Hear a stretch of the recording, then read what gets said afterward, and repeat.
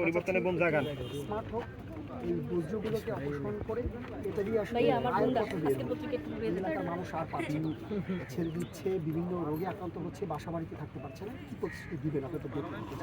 না, আমরা তো দেখলাম এখানে যে বর্জ্যের যে অবস্থা, এটা তো সাধারণ মানুষ এই আশেপাশে কীভাবে বসবাস করে এটাই তো আমরা এটাই তো আমাদের স্বাস্থ্যের কথা আপনারা চিন্তা করেন বা আপনি পরিবেশগত অন্য যাই ভাবেন এটা একটা সবচেয়ে বড় চ্যালেঞ্জ।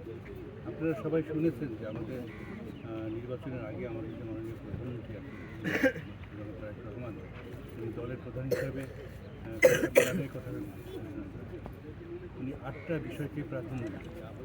8টা বিষয়ের মধ্যে আমি যাবো না, তার মধ্যে একটা ছিল পরিবেশ। এই পরিবেশে আমরা পরিবেশের মধ্যে 4টে বিষয়কে আমরা প্রায়োরিটাইজ করেছি। একটা আছে বর্জ্য ব্যবস্থা।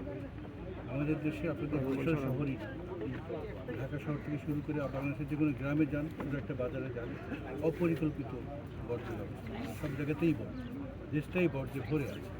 তো এই বর্জ্য যদি আমরা ব্যবস্থাপনা করতে না পারি, এই বর্জ্য আমাদের সয়েল সিস্টেমকে